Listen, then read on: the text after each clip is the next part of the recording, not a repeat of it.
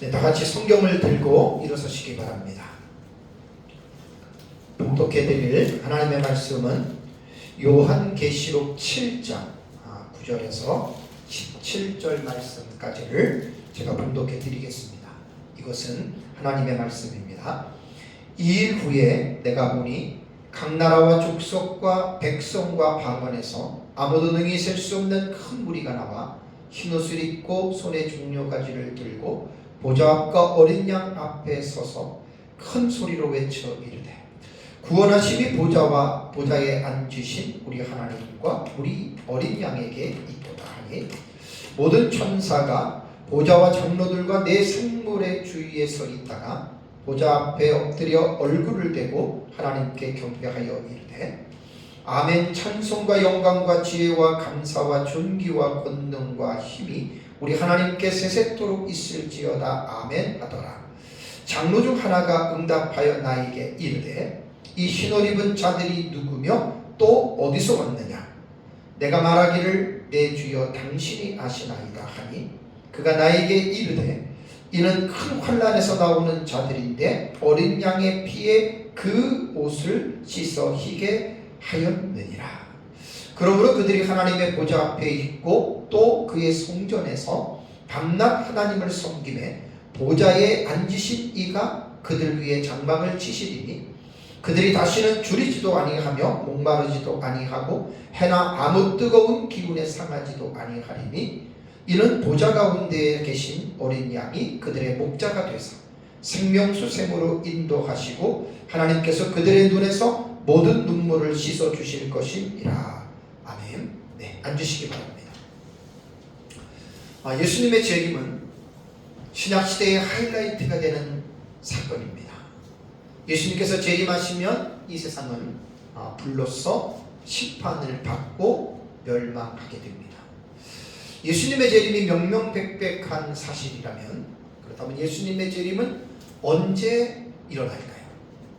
성경은 분명하게 교훈하기를 예수님의 재림의 날은 알 수 없다라고 분명하게 선을 긋고 있습니다.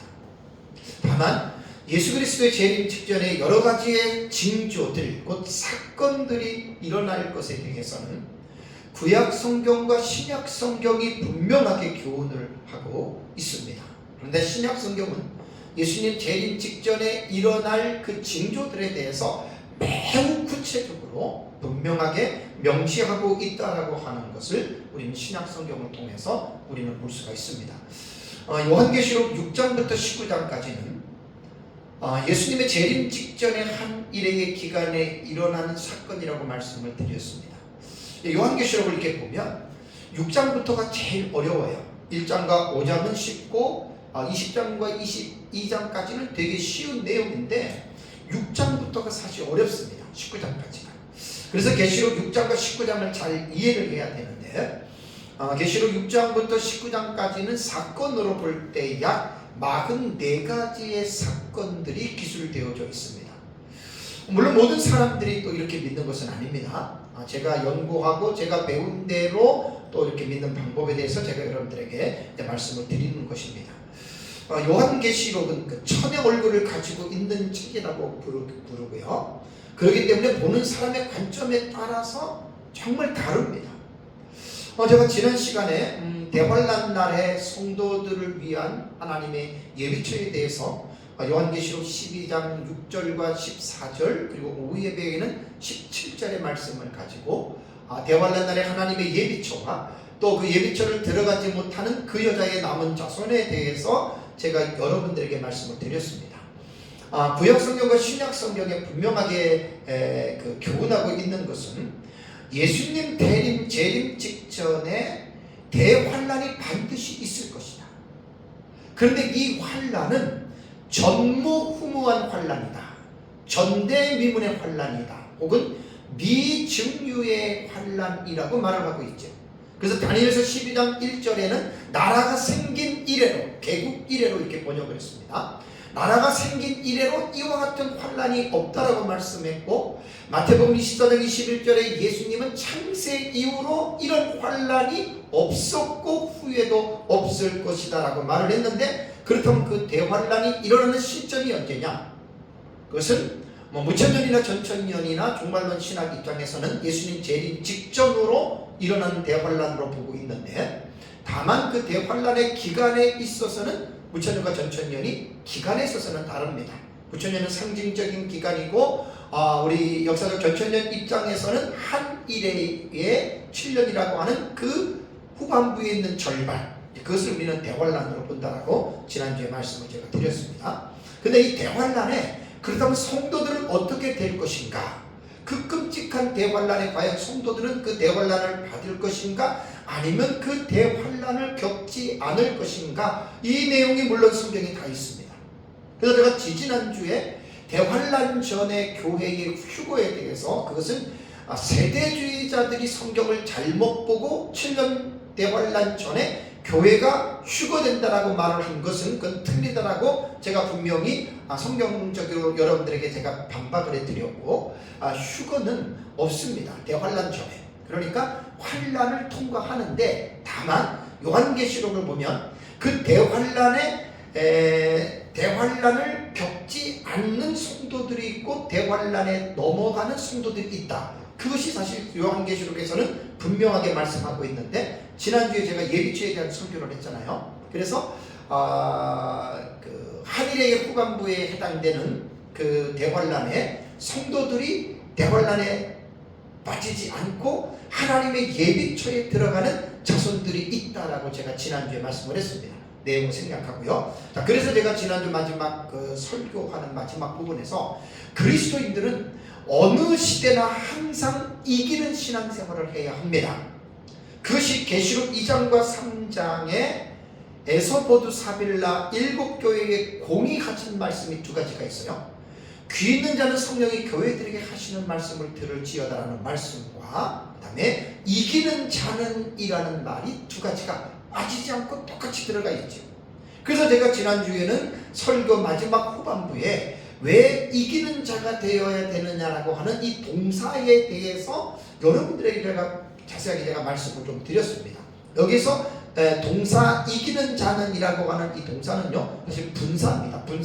분사로 기록이 되었고, 시제는 현재형이고, 그 다음에 태는 능동태로 되어져 있습니다. 그래서 제가 7교회의 이기는 자를 다 찾아보니까 격에 있어서는 에베소서 교회와 버가모 교회에서 본문에는 역격으로 되어 있어요. 역격으로 되었기 때문에 역격으로 말을 하면은 니콘티가 되는 거예요. 니콘티가 돼요. 니콘티. 요것은 이제 역격입니다. 역격. 뭐에게 이런 뜻이잖아요. 그 다음에 나머지 5교회는 주격으로 표현이 되어 있어요. 니콘이에요. 니콘. 이렇게 이게 주격이란 말이에요. 요것만 다르고, 이 동사는 이 두 가지는 분사고 현재형이고 능동태다. 제가 이제 그 헬라어 같은 경우 나오면 동사가 나오면 제가 아주 주의 깊게 봅니다. 왜냐하면 여기서 이제 그 분사라고 하는 말은 뭐냐면 동사를 형용화한 품사잖아요. 동사를 형용화했고, 그 다음에 분사는 대개 보면은 진행 중에 대한 의미로서 분사 형태는 그렇게 문법적인 설명이 됩니다. 그리고 이제 현재형이기 때문에 이기는 자는 이라고 하는 말은 항상 이기는 자가 되어라, 이렇게 이 분사는 해석을 해야 됩니다. 그러니까 7교회에 똑같이 말씀하신 여기에서 이기는 자라고 하는 말이 분사 현재형이기 때문에 어느 시대든지 어느 때든지 간에 성도들은 항상 신앙생활을 이기는 자가 되라, 이런 뜻입니다. 그리고 태가 능동태이기 때문에 자원적으로 자발적으로 자원하는 마음으로 신앙생활에 이기는 자가 되어라, 그런 뜻입니다. 억지로 이기는 자가 되라라고 하는 말이 아닙니다. 이기는 자가 되라. 그래서 이 니콘이라고 하는 이 원형은 니카오라는 뜻입니다. 니카오라고 하는 뜻이, 이거는 승리하다라고 하는 말에서 이제 그 유래가 됐고요. 그래서 능가하다, 정복하다, 더 강하다라고 하는 의미로 이 니카오라고 하는 동사는 다시 번역이 됩니다. 그러니까 예수 그리스도를 믿는 사람들은 어느 시대든지 간에 늘 항상 이기는 자가 되어야 된다. 꼭 기억하시기 바랍니다.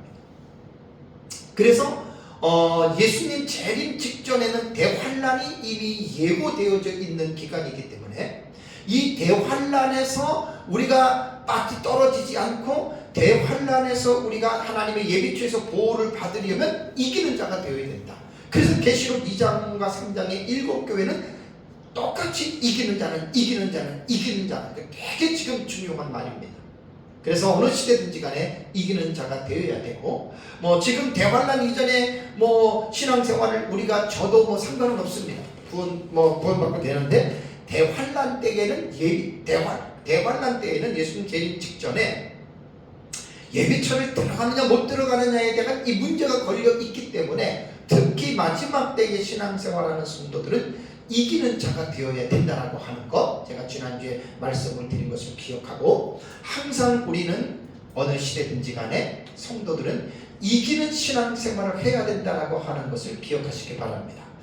이번 시간에는 이제 흰옷 입은 큰 무리, 오늘 제가 조금 전에 봉독해 드린 본문이 흰옷 입은 큰 무리입니다. 그렇다면 이제 이 본문에서 가장 중요한 게 뭐겠습니까? 흰옷 입은 큰 무리들이 누구냐는 겁니다.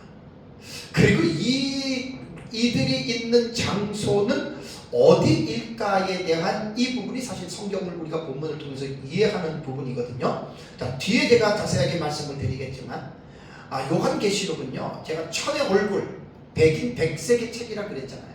누구든지 간에 보는 사람마다 이 요한계시록은 사실 너무나 어려운 책입니다. 너무나 어렵고 난해해서 웬만한 사람들이 읽어도 사실 이 요한계시록을 이해하기가 정말 힘들잖아요.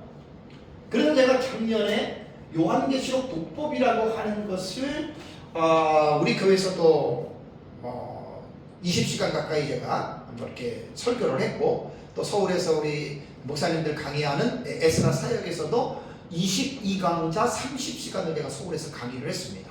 이것은 원고가 다 되어 있기 때문에 책으로 나오는데, 이 요한계시록 독법이라는 것이 책이 나오면 많은 사람들에게 왜 요한계시록이 어려운지에 대한 기본적인 이해들을 분명히 줄 것입니다.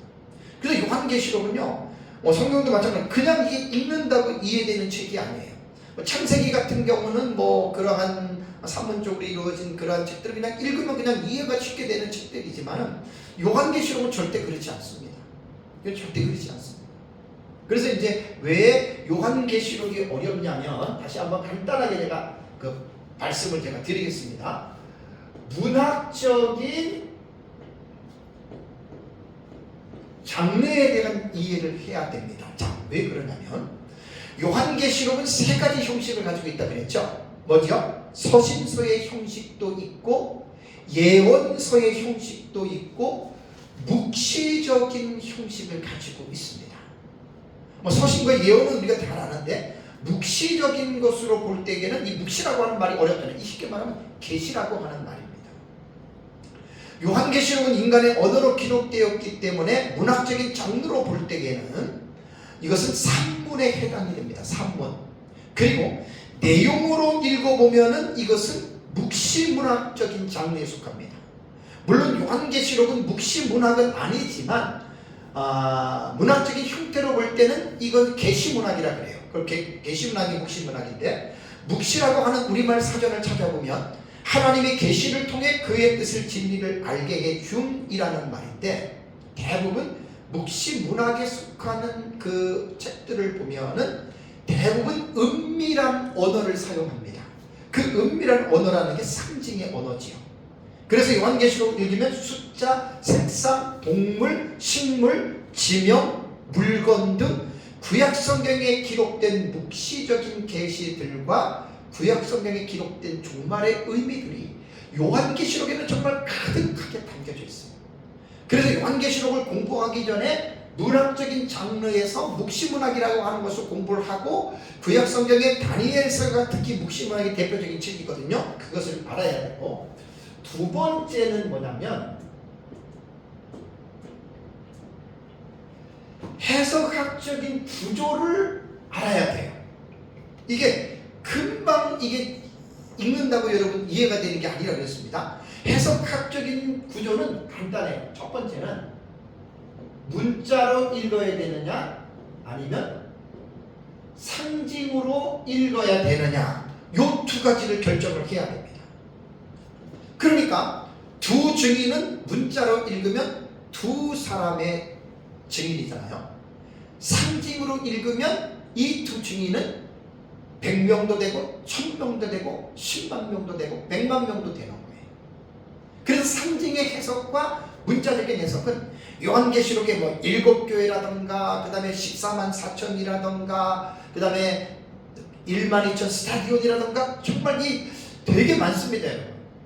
그리고 뭐 저기 여러 가지 어떤 나오는 단어들을 볼 때 그 단어들을 읽을 때 우리가 문자로 읽느냐 상징으로 읽느냐, 여기서 하늘과 땅 차이로 여러분 갈라지는 거예요. 다음에 두 번째는 뭐냐면 사건에 대한 해석입니다.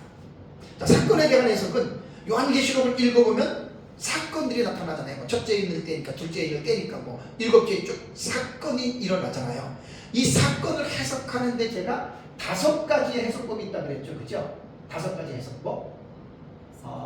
5가지 해석법은 뭐냐면 과거주의 해석이 있고, 역사주의 해석이 있고, 미래주의 해석이 있고, 그 다음에 이상주의, 상징입니다. 이상이나 상징이나 같은 말인데, 이상주의 해석이 있고, 5번째는 절충주의, 절충주의는 종합주의입니다. 자, 왜 이렇게 말씀을 드리냐면 요한계시록이 왜 어렵냐면 첫째 이미 떼졌어요. 과거주의 해석은 빠르게는 주후 70년에 그 전에 이미 사건은 이루어진 거야. 그러니까 요한계시록에 나타난 사건을 그렇게 다 해석합니다. 역사주의는 신약시대 전체로 요한계시록이 이루어졌는데 역사주의는 거의 계시록에 나타난 사건들이 90% 다 일어났다고 이렇게 가르칩니다. 미래주의는 요한계시록에 기록된 사건은 아직 일어나지 않았다. 특히 6장 이후에 나타나는 사건들은 아직 일어나지 아니하고 예수님 재림 직전에 나타날 것이다. 이상주의는 뭔 줄 아세요? 요한계시록에 나타난 사건은 그 단일적인 사건이 아니다. 이것은 이 사건을 통해서 신약시대 전체의 선과 악의 대립을 통해서 선이 이길 것이다. 여러분 한번 생각해 보십시오. 첫째 인을 해석하는데, 첫째 나팔을 해석하는데, 첫째 대접을 해석하는데 이 제각기 다 다른 거예요. 어느 장단에 춤을 추겠어요? 이게 무슨 이단들이 아니고 하나님을 제대로 믿는 개혁신학을 가진 사람들이 이렇게 보는 거예요, 지금. 그러니까 요한계시록에 기록되고 2000년 동안 지났는데 왜 이 책이 어렵느냐? 왜 천의 얼굴이라 그러고 왜 백인 백색이라 그러냐? 이렇게 보기 때문에. 그러면 여기서 끝나면 괜찮아요. 또 하나 지금 더 중요한 게 다음에 5번째는 절충주의거든요. 지금 한 20-30년 전부터 세계의 종말론의 신학이 이제는 어느 하나만을 가지고 주장하거나 고집하지 않습니다. 뭐 전천년이 오르니 무천년이 오르니 뭐가 오르니 이런 사람들은 구시대 사람들입니다. 요즘에 책을 안 보고 공부 안 하는 사람들은 이제 30-40년 전에 그 이전의 내용을 가지고 뭐 전천년이 오르니 무천년이 오르니 싸움박질 하는데 요즘의 신학의 트렌드는 그게 아닙니다. 20-30년 전부터 종합주의로 가버렸어요. 그러니까 자기가 이걸 다 섞는 거예요. 과거, 역사, 미래, 이상주의를 내가 종합하는 거예요, 말 그대로. 그래서 어떤 본문은 이렇게 보고 어떤 본문은 이렇게 보고 어떤 본문은 이렇게 보고. 그러니까 도무지 요한계시록이라는 것을 제가 종말론을 한 10년 이상 제가 연구를 하면서 보니까 이거는 해답이 없고 해결이 안 납니다. 예수님이 오셔야지만이 이거는 해결이 될 수 있는 것입니다. 자, 여기서 끝나면 괜찮아요. 다음에 뭐냐면 세 번째가 있습니다. 세 번째가 뭐냐면 단락의 구조입니다. 이거는 많은 분들이 모릅니다. 단락이라고 하는 말은 뭐냐면 단어와 문장이 모인 덩어리거든요. 그러니까 한 단락 안에는 문장이라는 게 있잖아요. 거기에는 사건이 있을 수도 없고 없을 수도 있습니다. 그냥 서술할 때에는 사건이 아닌 그냥 상황에 대한 말을 할 수 있는 거거든요. 그런데 요한계시록의 단락의 해석이 왜 중요하냐면 결국은 이것이 요한계시록을 확실하게 이해하는 그 척경이 여기에 있는 거예요. 자, 예를 들어서 우리나라에 뭐 요즘에 그 서울의 봄인가요? 그 영화가 있어가지고 이제 신군부가 이제 우리나라를 지배하는 그 영화를 다룬 영화인데, 우리나라 대통령이 윤보선부터 시작해가지고 지금 윤석열 대통령까지 대통령이 열 몇 명이잖아요, 그죠? 그러면 그 대통령을 말할 때 예를 들어서 군사 정권 그러면 박정희, 그 다음에 신군부 하면은 전두환, 노태우잖아요, 그죠? 그 다음에 문민정부 그러면 김영삼 그러잖아요. 그 다음에 또 이제 뭐 이런 식으로 대통령들이 우리나라에 색깔들이 있어요. 그런데 이것을 순서대로 서술하지 않고 예를 들면 군사정권, 신군부, 그 다음에 문민정부, 그 다음에 뭐 이렇게 해가지고 대통령을 군으로 묶어서 해놨다. 그러면 그것을 연대기적으로 이해하려면 어떻게 해야 돼요? 대통령 순서를 알아야 되잖아요. 요한계시록이라는 게 그런 거예요. 그래서 단락이라고 하는 것은 뭐냐면 6장부터 19장에 제 책에는 자세하게 내가 분해를 해놨는데, 계시록 6장부터 19장에는 44가지의 사건이라고 하는 그 단락들이 나와요. 그럼 이 단락들이 상호 어떠한 관계가 있느냐, 연대기적으로 볼 때 어떤 사건이 먼저고 어떤 사건이 다음이냐, 이거를 하는 게 단락의 해석법이에요. 근데 이 단락의 구조는 너무너무 이것은 혼란스럽습니다. 그래서 제가 이 부분에서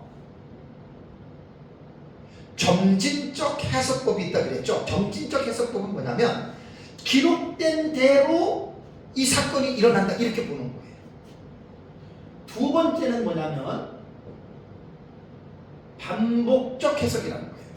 이거는 기록된 대로 순서가 아니고 똑같은 하나의 체제 안에 있는, 하나의 시스템 안에 있는 그 사건이 계속 반복된다. 쉽게 말하면 7인의 사건이 7나팔로 7 그 다음에 대접으로 똑같은 사건들이 이렇게 된다. 이게 여러분 반복적 해석입니다. 다음에 세 번째는 뭐냐면 전진하는 반복법이다. 이거는 앞에 첫 번째와 두 번째의 이 단락의 해석을 믹스한 거예요.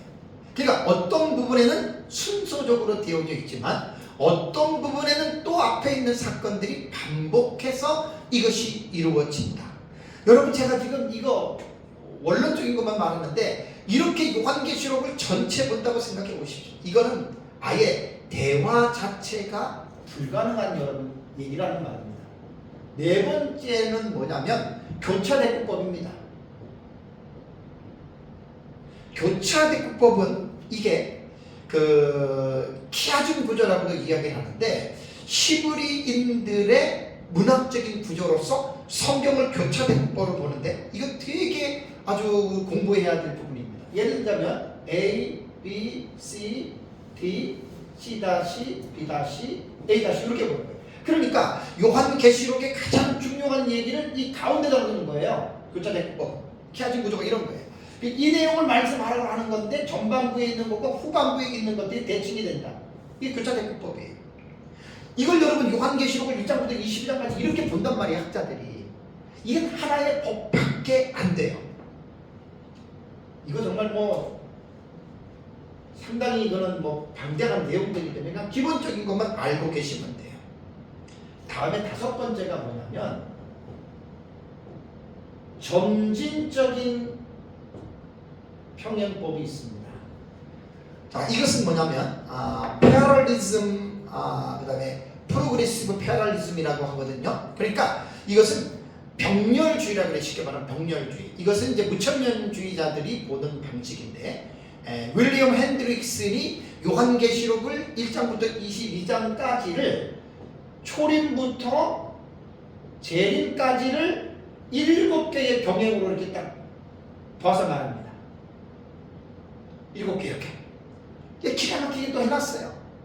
1장부터 22장까지 이렇게 지금 병행적으로 일종의 뭐 반복적인 구조를 볼 수 있죠. 이게 점진적 평행법이에요.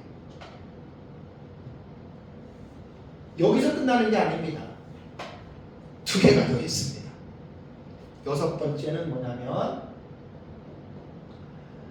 비연대기적 방법입니다. 비연대기적 방법. 이거 말하면 요한계시록 연대기로 일어나는 거 아니야, 이거예요. 쉽게 말하면. 뭐 무천년에서 이렇게 볼 수 있죠.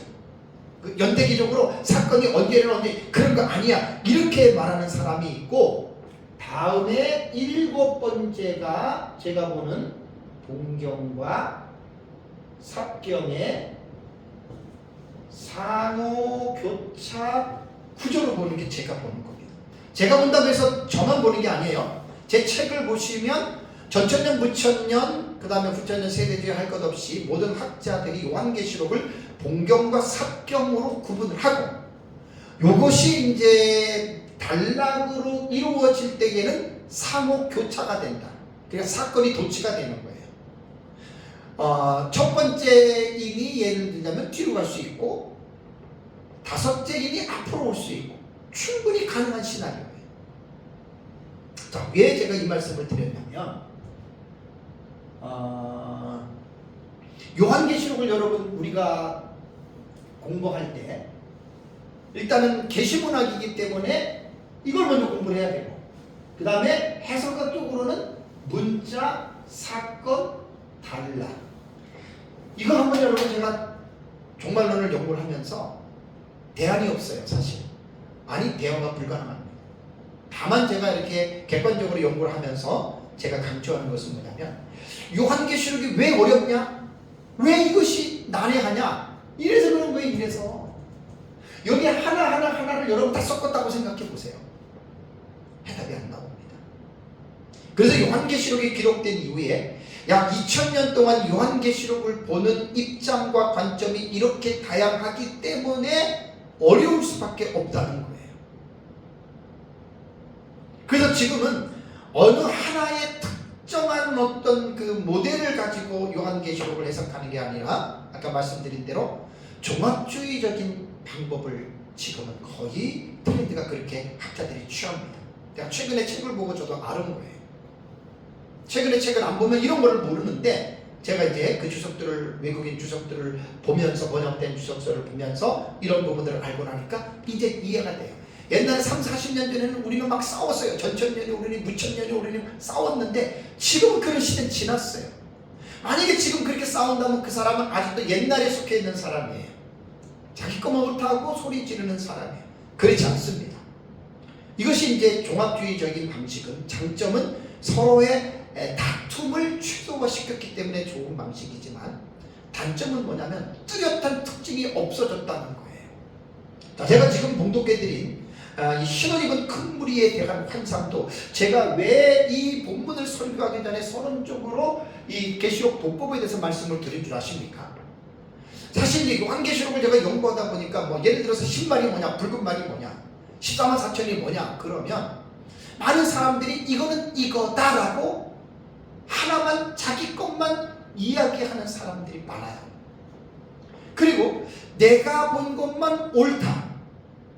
그리고 이렇게 다양한 요한계시록이 해석되어질 수 있는 다양성이 있는데, 어떻게 내가 본 것과 똑같이 보는 사람만 만날 수 있겠습니까? 다른 사람들이 수도 없이 많은 거예요. 이럴 때 제가 계시록 독법을 종이하면서 깨달은 것은, 독불장군식으로 내 것만 옳다 그렇게 하지 말고 상대방의 것도 헤아려 보려는 거예요. 자, 그러면 흰옷 입은 큰 무리는 누구냐부터 한번 볼까요? 그냥 내가 보니까 이거야. 그건 자기 생각이에요. 제 책은 조금 객관적으로 써놨습니다. 흰옷 입은 큰 무리에 대한 그 제 견해라는 거죠. 모든 견해들을 제가 9가지의 해석들을 제가 말씀을 드리겠습니다. 첫 번째는, 흰옷 입은 큰 무리는 뭐냐? 안 문맥에 기록된 14만 4천과 동일한 상징적인 무리다. 렌스키와 박윤선 박사님, 김재준, 이강국 목사님 이렇게 봅니다. 14만 4천과 동일한 앞에 문맥과 같이 보고, 그 다음에 이 흰옷 입은 큰 무리는 승리한 교회의 영광된 모습이다. 윌리엄 핸드릭슨을 말하는 거예요. 1번과 2번은 거의 같아요. 세 번째는 이상근 박사님과 존슨과 조지 레드는, 이 사람들은 그런 뭐 구원받은 그런 게 아니고 최후의 대환란 때에 순교한 성도들이다 이렇게 봅니다. 벌써 다르지요? 네 번째는 대환란 기관 중에 구원받을 이방인의 무리를 상징했다. 또 다르지요. 다섯 번째는 북한안이라고 하는 이 학자는 흩어져 있는 유대인들의 모습이다. 또 다르지요. 여섯 번째는 흰옷 입은 큰 무리는 천년왕국 기간에 일어나는 일이다. 크로델이라고 하는 학자의 글입니다. 그랜트 우즈번 역사적 견천년주의 그 주석이 제게 있어서 로버트 마우스나 좋은 주석들입니다. 그분들을 걸 제가 보면서 인용을 하는 겁니다. 그러니까 이 흰옷 입은 큰 무리는 천국도 아니고 이 세상도 아니고 그냥 천년왕국 기간에 일어나는 일이다. 일곱 번째는 그랜트 우즈번 책에서는 계시록 20장 12절에 큰 신보자 심판 때에 있는 일이다. 이렇게 또 얘기를 합니다. 다르잖아요. 여덟 번째는 토마스라고 하는 신학자는 대환란 기간에 일어나는 일이다. 이렇게 봅니다. 아홉 번째는 제가 보는 관점. 그래 계시록 스승인 민병승 목사님한테 배운 것이 후3년반 대환란의 예비초의 환상으로 보는 거예요. 그러니까 토마스와 같은 거예요. 우리가 보는 거. 자, 이것만 있겠습니까? 더 많습니다. 아주 견해들이 더 많아요. 그러면 누구 것이 옳겠어요? 다 자기들이 믿는 게 옳다고 그래요. 거기에 대해서 우리가 뭐라 할 게 없습니다. 자기들이 보는 관점이 그러니까. 왜? 요한계시록은 이렇게 백인 백세계 책이에요. 이렇게 읽혀지기 2000년 동안에 이렇게들 읽어왔기 때문에 요한계시록 자체는 여러분 정말 난해할 수밖에 없는 거예요. 이래서 난해하다는 말이에요. 그러면 요한계시록 제가 아까 봉독해드린 7장 9절에서 17절의 말씀에서 이 흰옷 입은 큰 무리에 대한 환상을 이해하기 위해서는 세 가지의 전제를 이해해야 됩니다. 첫 번째는 뭐냐면 흰옷 입은 큰 무리들은 누구인가? 이걸 먼저 이해해야 되고, 두 번째는 이 환상에 기록된 내용은 언제 일어나는 사건인가? 아까 조금 전에 재견에서 말씀드린 대로 그걸 해야 되고, 세 번째는 이 흰옷 입은 무리들이 있는 장소. 그러니까 누구냐? 이 사건은 언제 일어나냐? 그들이 있는 장소는 어디냐? 자, 요것을 우리가 본문을 통해서 해야 됩니다. 제가 우리 교회에서는 요한계시록을 주의 설교를 2번이나 1년씩 2번이나 했기 때문에 사실 우리 교회에서는 이게 말할 수가 없어요. 그냥 다 아는 거기 때문에. 근데 제가 이번에 설교하는 제 설교의 테마는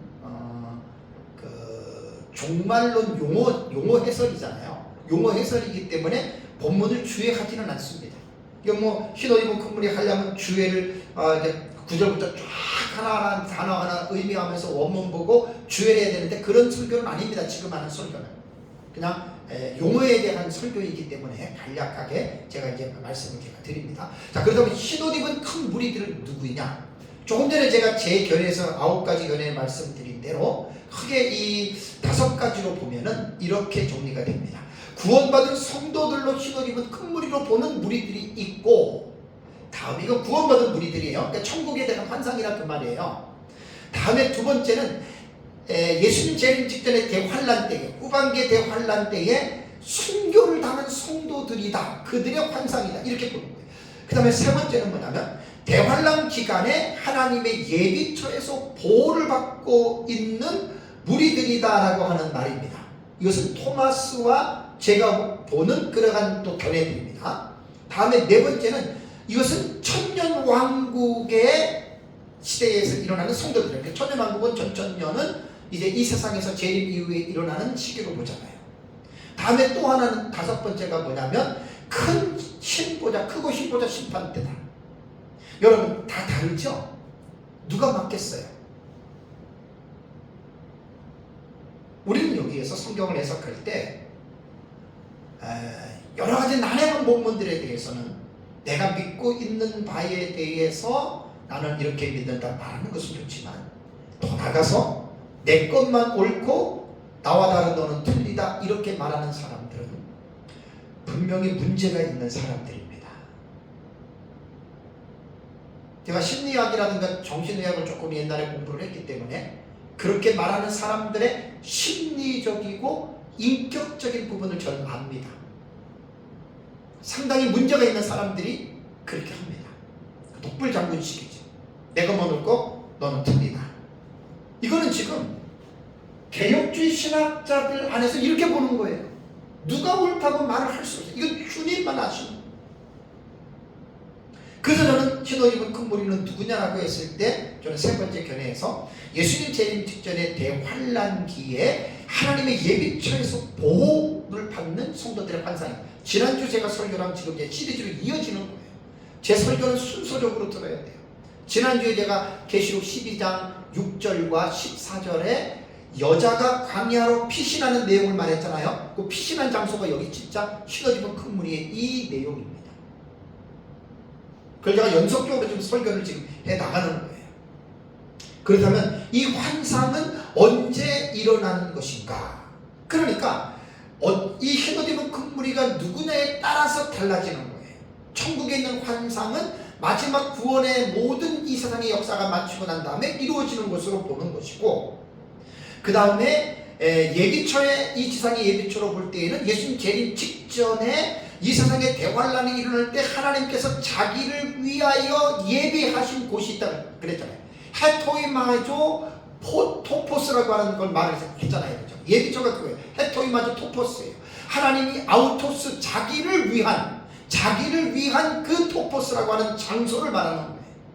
그래서 지상에서 하나님만 아는 그 보호처 예비처를 만들어놨다라고 했을 때에는 재림 직전이 되는 것이고, 그 다음에 천년왕국에서 일어나는 사건으로 보는 사람들은 이 환상은 재림 이후의 천년왕국의 과정이라고 얘기하는 것이고, 그 다음에 또 하나는 이것이 크고 흰보자 심판대라고 얘기할 때는 천년왕국이 끝나고 마지막 심판대의 상황이라고 이렇게 보는 것입니다. 똑같은 한 사건이라도 어떻게 보느냐에 따라서 해석은 천 가지 만 가지가 될 수 있다. 꼭 기억하시기 바랍니다. 제가 보는 해석은 예수님 재림 직전에 한 일에게 후반부에 해당이 되는, 그러니까 지난주 설교를 듣는 분들은 무슨 말인지 알아요. 그때 흰옷 입은 큰 무리들이 그때 상황이다. 다음에 세 번째는 뭐냐면 흰옷 입은 큰 무리들이 있는 장소입니다. 장소. 뭐 조금 전에 말한 것과 똑같은 거예요. 그래서 이제 하늘로 보는 견해는 이제 구원받은 사람들 읽어보는 것이고, 땅으로 보는 견해는 두 가지입니다. 대환란 기간의 성도들 저희가 보는 예비처고, 또 하나는 천년왕국으로 보는 경우가 있고, 이렇게 보는 경우고, 세 번째는 뭐냐면 제가 보는 가운데에서 이 지금 이제 예비처의 환상이라고 했잖아요. 이 땅에서 일어나는 대환란 가운데에 이것을 볼 때에 먼저 이것을 꼭 기억해야 됩니다. 뭘 기억해야 되냐면 하늘의 장면과 지상이라고 하는 두 가지의 장면이 이 본문에는 나타나는 거예요. 여기에서 사도 요한이 지금 이것도 보고 이것도 두 가지의 장소를 교차적으로 보고 있다라고 보셔야 돼요. 제 책에는 그림을 이렇게 그려놨어요. 그려놔서 장로가 하나 나오잖아요. 장로. 그 옆에서 장로가 이제 요한과 이야기를 하잖아요. 제가 좀 그림을 좀 죄송합니다. 그림을 좀 그려서 요 이제 이 제3의 장소예요. 하늘의 장면이 보이고 땅의 장면이 보이고 한 장로와 사도 요한이 지금 대화를 하는 제3의 장소예요. 제가 볼 때는 중간 지점으로 보면 딱 맞습니다. 그러니까 흰옷 입은 큰 무리에 대한 본문을 제가 연구를 하면서 이 본문에서는 두 가지 차원에서 이루어진다라고 하는 이것을 기억해야 되는데, 제3의 장소가 7장 13절에서 14절이 되고요. 천상의 장면은 11절에서 12절이 되고, 지상의 장면은 9절과 10절, 그 다음에 15절과 17절에 나타나는 내용입니다. 그래서 제 책을 보면은 자세하게 주의를 해놨습니다. 자, 그렇다면 제3의 장소가 지금 여기에요. 자, 13절, 14절 볼까요? 자세하게 주의할 시간은 못하고요. 자, 13절, 14절 보겠습니다. 장로 중 하나가 응답하여 나에게 이르되 이 흰옷 입은 자들이 누구며 또 어디서 왔느냐. 이게 지금 뭐냐면 하나님 보좌에 있는 24장로 중에 하나로 봅니다. 지금 사도 요한에게 이 환상을 보고 있는 사도 요한에게 지금 질문을 하는 거예요. 도대체 이 무리들이 흰옷 입은 자들이 누구면서 어디서 왔느냐 그랬더니 사도 요한이 뭐라 그래요? 내가 말하기를 그러죠. 14절에 내가 말하기를 내 주여 당신이 아시나이다. 요한이 이거를 알 리가 없지요. 저는 모릅니다. 당신이 알지 않습니까? 그런 뜻이에요. 이 말에 그가 나에게 이르되 뭐라고 얘기를 하지요? 이런 큰 환난에서 나오는 자들인데 어린 양의 피에 그 옷을 씻어 희게 한 자들이 큰 환난에서 나와서 지금 있는 무리를 너가 보고 있다라고 하는 말입니다. 자, 여기서 큰 환난이라고 하는 말은요, 큰 환난은 테스딜립세우스 테스메갈레스라고 하는 단어입니다. 말 그대로 환난 자체가 큰데 중요한 것은 뭐냐면 원문에 보면 테스라고 하는 관사가 있어요. 관사, 테스라고 하는 테스라고 하는 관사가 있다고요. 관사. 그 환난이라는 말입니다. 그러니까 이 관사가 있기 때문에 이 환난은 그냥 일반적으로 일어나는 환난을 말하는 게 아니에요. 뭐 전에도 있었고 지금도 있었고 그런 환난이 아니라 특정한 어떤 시점에 있었던 그 큰 환난, 테스딜립세우스 이렇게 됩니다. 그 환난입니다. 그 큰 환난입니다. 그렇다면 이 그 큰 환난은 뭐냐? 그러니까 제가 그랬잖아요. 학자들마다 해석하는 게 다 다르다니까요. 이건 어느 때고 어느 때고 어느 때고 이렇게 얘기를 하는데 저희와 제가 보는 관점과 맞는 로버트 마운스라고 하는 역사적 전천년주의 학자, 주경학자입니다. 부흥과 개혁사에서 주석책에 나왔고 그분 책에서 제가 이제 많이 또 이제 배우고 하는데 로버트 마운스의 그 주석에 보면 이렇게 말을 했습니다. 저희가 보니까 너무나 똑같아요. 이 환난은 여기서 말하는 큰 환난이라고 하는 이 환난은 하나님의 백성들이 모든 시대를 걸쳐 경험해온 환난의 총합을 말하는 것도 아니고 무천년은 이렇게 해석한단 말이에요. 모든 시대를 겪어서 환난을 당했던 사람들이 그 환난을 마치고 천국 갔다. 근데 그게 아니고 다음에 또 하나는 과거와 현재와 미래를 아우르는 교회의 전체 역사를 일컫는 것도 아니다. 그러니까 여기서 말하는 테스라고 하는 관사를 지금 지명한 거예요. 관사. 물론 무천년주의자들도 뭐 신학자들이 관사 자체를 또 다르게 해석할 수도 있는데 어쨌든 저는 로버트 마운스의 해석을 저는 공감합니다. 그러면서 이것은 마운스가 말하는 이 큰 환난은 뭐냐면 그리스도의 재림 이전에 일어나게 될 바로 그 고통스럽고 잔인한 핍박의 시기다. 그러니까 우리가 보는 것과 마찬가지예요. 제가 지난주, 지지난주 제가 대환란에 대해서 설교를 했잖아요. 그거를 지금 말하는 거예요. 그러니까 이 환란은 다니엘이 예언했고 12장 1절에 예루살렘이 멸망할 때 역사의 무대에 비춰줬던 사건들로서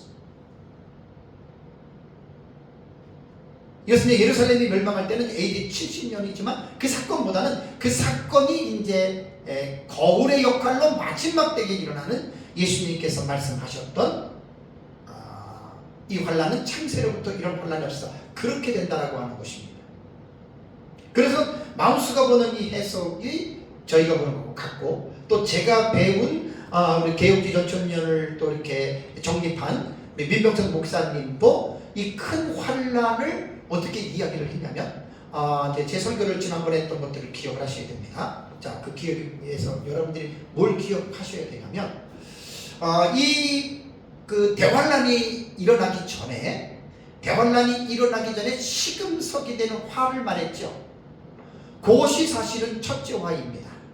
첫째 화는 황충화로서 요한계시록 9장을 보면은 9장 1절에서 11절에 첫째와 황충화가 나오잖아요. 요 황충화가 제가 해석이 제일 어렵다 그랬죠.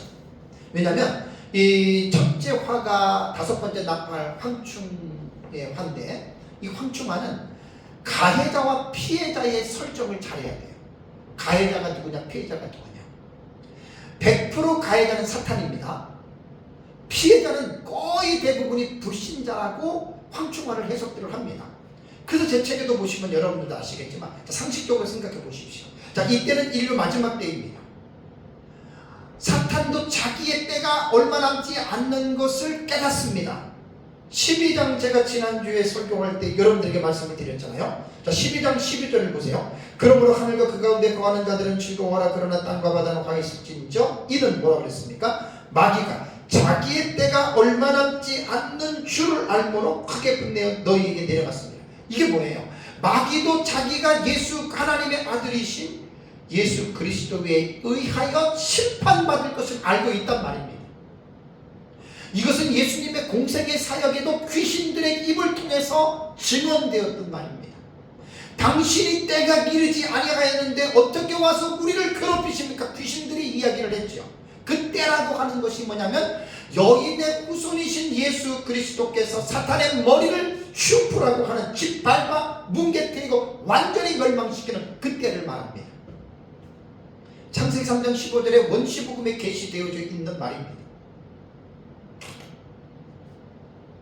무천년과 전천년의 종말론은 입장이 다릅니다. 여인의 후손인 메시아가 사탄의 머리를 짓밟는 때가 언제냐?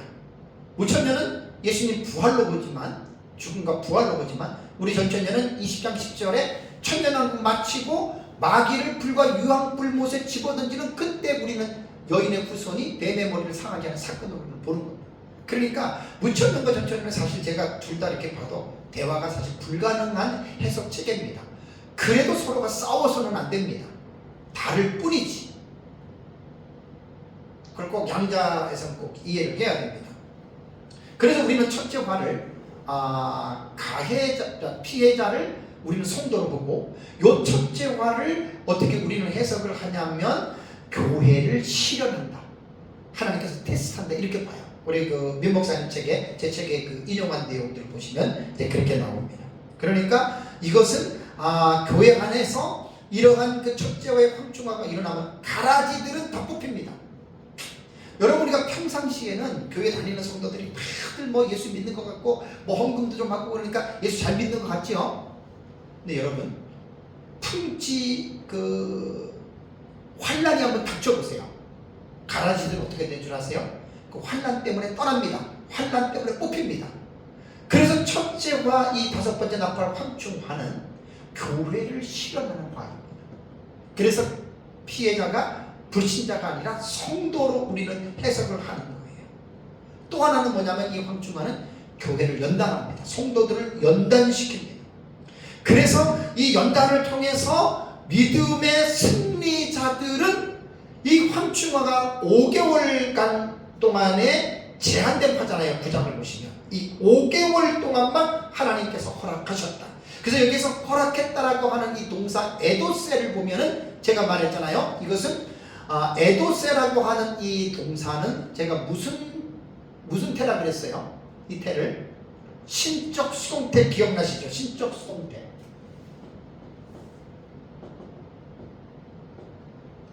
헬라어 학자들이 에도세라고 하는 이 동사가 나올 때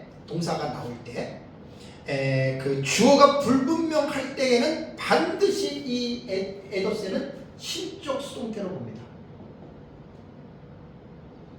에도세 이렇게 되나요? 제가 지금 에도세 아마 조금 스펠링이 틀릴 수 있어도 에도세라고 하는 동사가 나오면 주어가 불분명할 때는 이거는 신적 수동태입니다.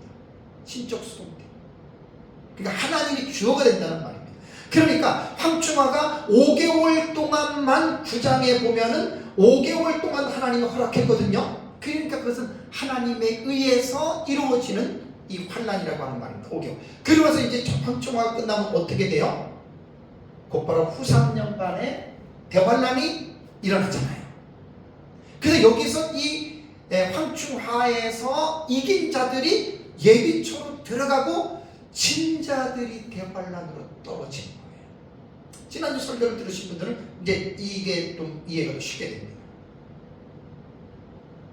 그래서 지금 제가 여러분들에게 말씀드리는 것은 큰 환란에 대한 의미, 지금 장로가 요한에게 이들은 신옷 입은 큰 무리는 큰 환란에서 나온 자들인데, 그래서 우리는 큰 환란을 이 세상에 마음수가 말한 것처럼 과거나 뭐 현재나 뭐 이런 환란이 아니고 예수님 재림 직전에 일어날 그 대환란 때에 특히 황충화가 아주 성도들에게는 큰 환란이거든요. 거기에서 믿음으로 이긴 자들이 흰옷을 입고 그들이 나왔다라고 이제 13절 14절은 여러분들이 보시면 되고, 다음에 하늘나라의 장면이 나옵니다. 11절과 12절을 볼까요? 11절과 12절을 여러분들이 보시면, 모든 천사가 보좌와 장로들과 내 생물의 주위에 서 있다가 보좌 앞에 엎드려 얼굴을 대고 하나님께 경배하여 이르되 아멘. 찬송과 영광과 지혜와 감사와 존귀와 권능과 힘이 우리 하나님께 세세토록 있을지어다. 아멘 하더라. 요 11절과 12절은요 천상의 성전입니다. 계시록 4장과 5장에 요 내용이 나오잖아요, 장면이. 그러니까 11절과 12절은 하늘에서 이루어지는 사건을 지금 묘사한 거예요. 그러니까 사도 요한은 지금 뭐예요? 여기서 지금 두 가지의 장면을 지금 교차적으로 보고 있다 그랬죠? 위쪽은 하늘이고 아래쪽은 땅입니다. 이걸 지금 사도 요한이 보고 있는 거예요. 11절과 12절은 이 땅이 아니라 하늘입니다. 천상의 성전입니다. 4장을 보시면 이 내용이 잘 나옵니다. 뭐 여기서는 더 이상 설명을 하지 않겠습니다. 사실 오늘 이 본문에서 가장 어렵고 난해한 내용이 이 지상이라고 하는 9절과 10절, 15절과 17절입니다. 여러분 9절과 10절을 먼저 볼까요? 2일 후에 내가 보니 각 나라와 족속과 백성과 방언에서 아무도 능히 셀 수 없는 큰 무리가, 이것은 전 세계적인 에어리아입니다.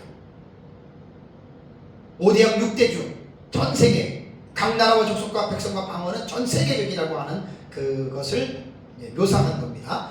아무도 능히 셀 수 없는 큰 무리, 이 말은 숫자를 셀 수 없어요. 여러분 10만 명, 100만 명만 있어도 여러분 숫자 한번 세보세요. 1000만 명 숫자를 한번 세보세요. 여러분 셀 수 있겠나?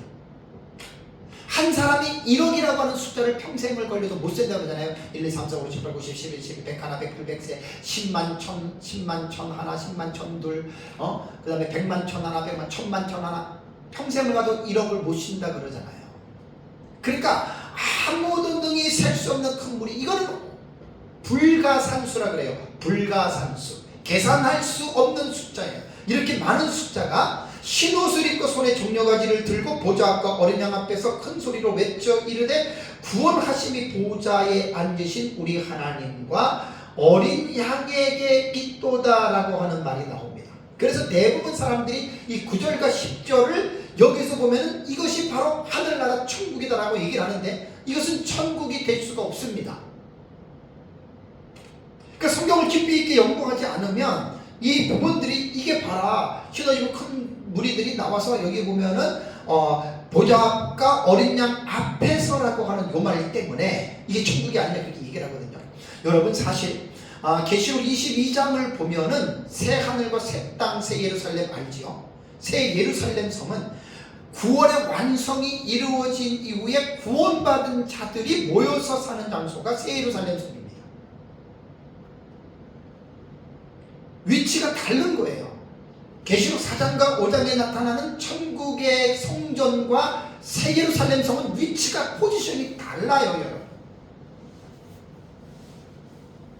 그런데 여기에서 그 보좌 앞과 어린 양 앞에서라고 하는 이 말 때문에 천국으로 보는데, 여러분 그렇지 않습니까? 제가 뒤에서도 말씀을 드리겠지만, 여러분 지금 우리가 여기 지상에서 지금 예배를 드리잖아요. 그럼 하나님의 보좌가 우리와의 얼마나 거리감이 있겠어요? 아이고, 천국하고 지금 우리 세상하고는 엄청나게 먼 것을 생각하는 이거는 정말 무지의 소치입니다. 여러분 하나님 나라에 대해서 제가 여러분들에게 말씀을 드렸죠. 여러분 하나님의 나라가 어디에 있습니까?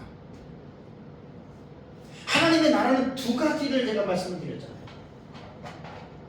하나님의 나라는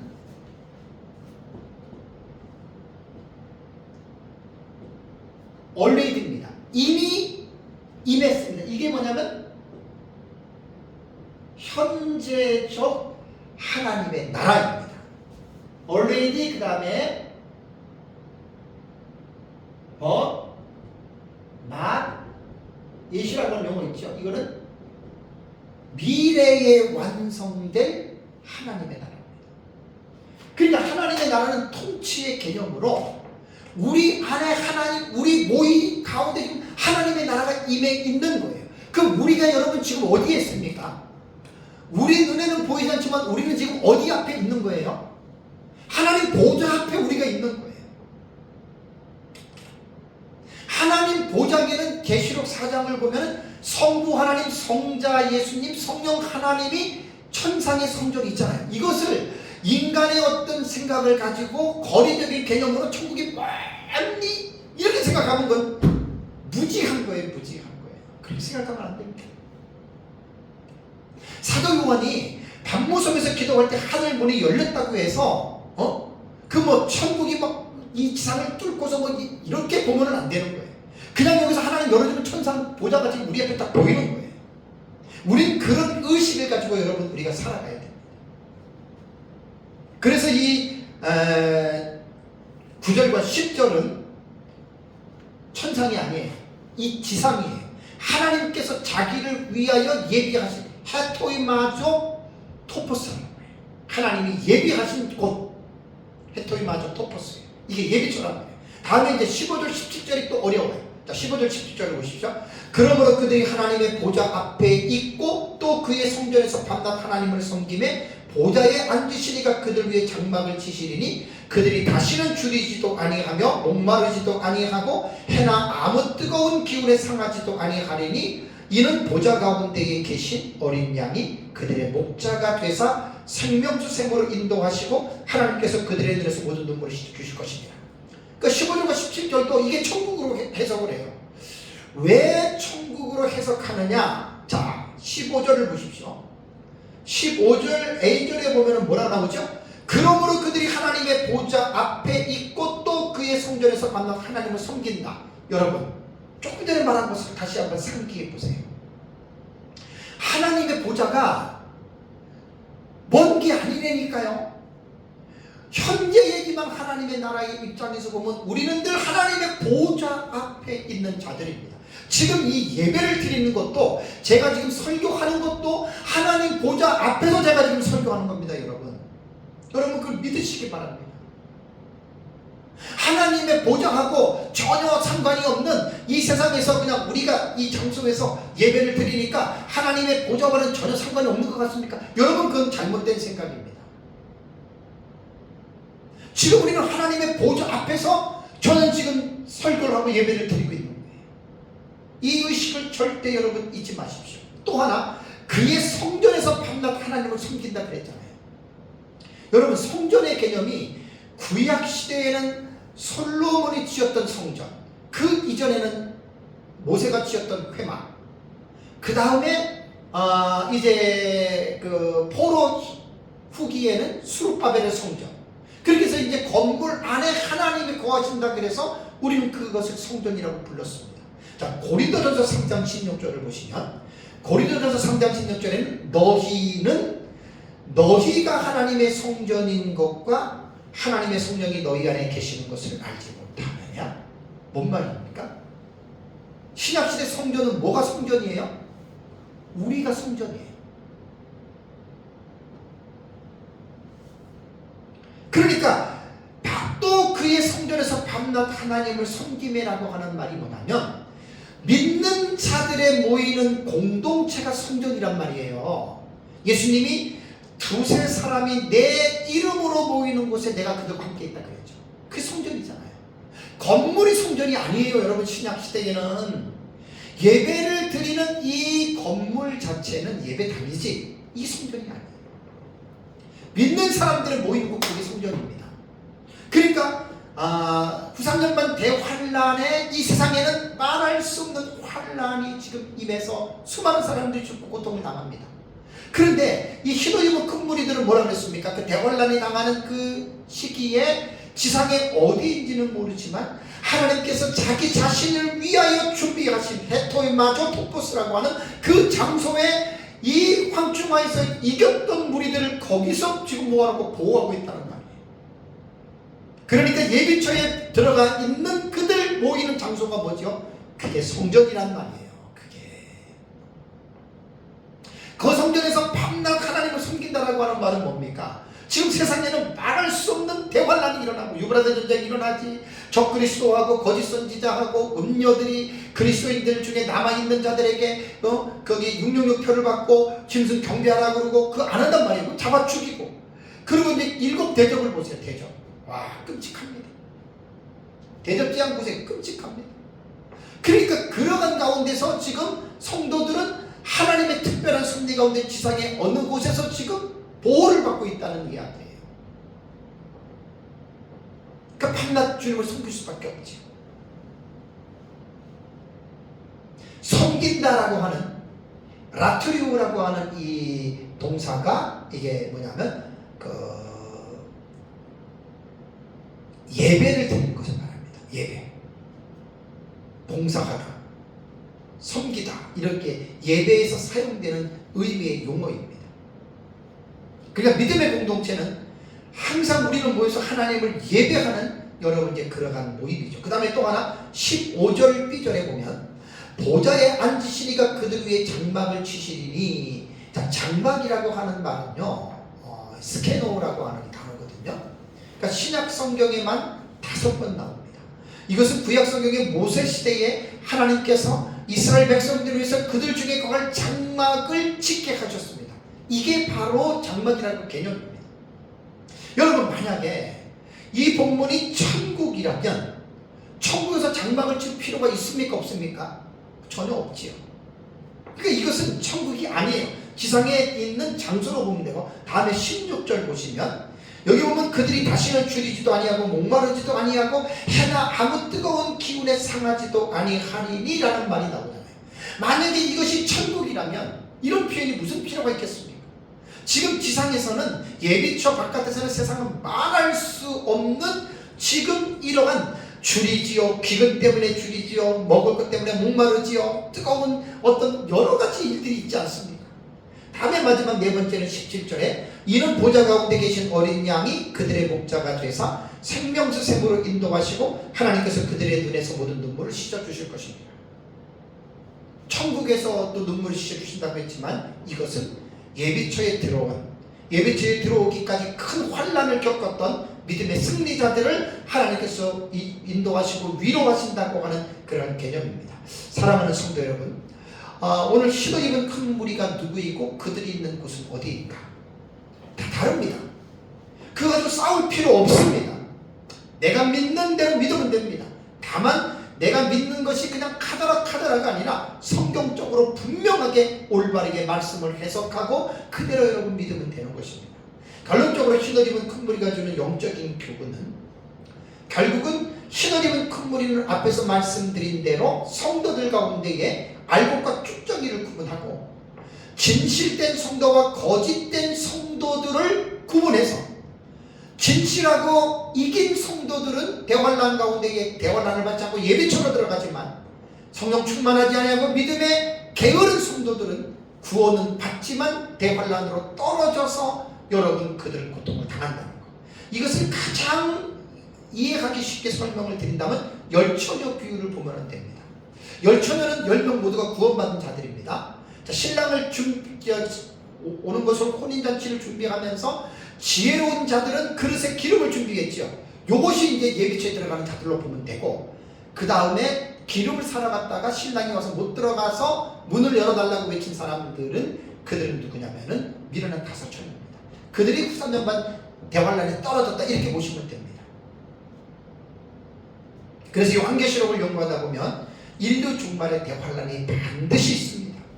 그래서 성경은 뭐라고 얘기를 하냐면 정신을 차리고 깨어서 어느 시대든지 간에 지는 신앙생활을 하지 말고 이기는 신앙생활을 하라. 이게 요한계시록에서 강조합니다.